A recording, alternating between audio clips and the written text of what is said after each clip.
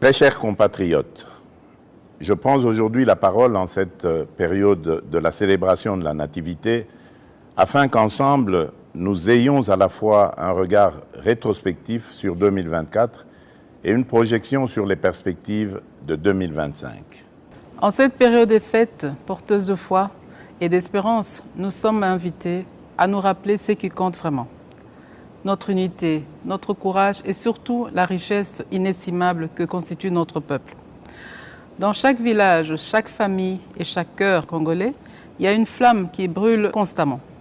C'est la flamme de l'espoir. Dans la souffrance comme dans l'adversité, cette flamme continue de nous guider. Nous avons tout à gagner à espérer des lendemains meilleurs, de garder la foi malgré tout. Mes très chers compatriotes, nous sommes un peuple résilient. C'est ici l'occasion pour moi de saluer l'engagement et le travail exemplaire de nos héros du quotidien, notamment le personnel soignant qui continue à sauver des vies avec un dévouement admirable, nos enseignants qui forment les générations futures malgré des conditions souvent difficiles, à nos gardiens de la paix qui veillent à la sécurité de nos communautés avec courage et détermination. Votre contribution, en dépit des épreuves que nous avons traversées cette année, est une source d'inspiration pour nous tous. Grâce à vous, notre nation reste debout et avance. Nous vous en sommes profondément reconnaissants. L'année 2024 n'a pas été exempte de difficultés. À l'Est, nos compatriotes sont sous le coup d'une menace existentielle imposée par des forces d'agression.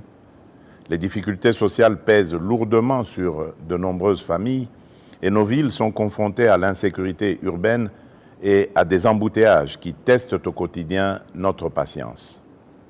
À celles et ceux qui ont perdu des êtres chers, aux déplacés internes arrachés à leur foyer, aux valeureux patriotes résistant au Wazalendo et aux vaillants soldats qui, au péril de leur vie, défendent avec honneur notre souveraineté, nous exprimons toute notre compassion, notre profonde gratitude et notre immense respect.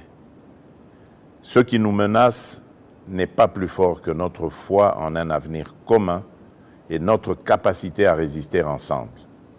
Toutefois, malgré ces épreuves, il est important de reconnaître que notre pays progresse.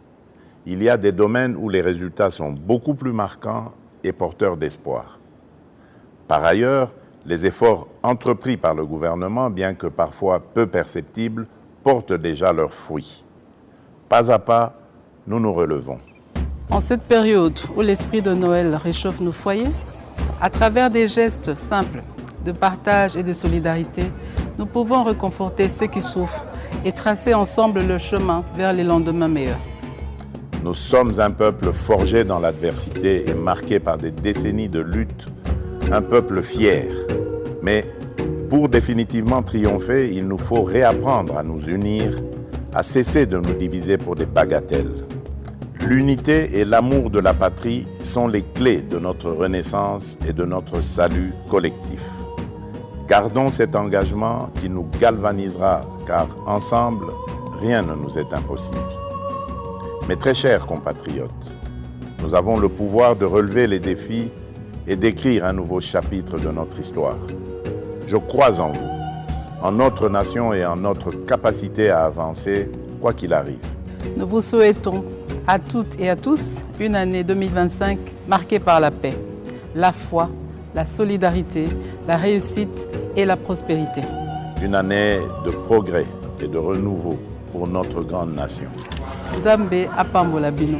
Nzambi kalusa kumuna. Mungu ababariki. Nzambi anubenesha. Joyeux Noël et bonne année à toutes et à tous.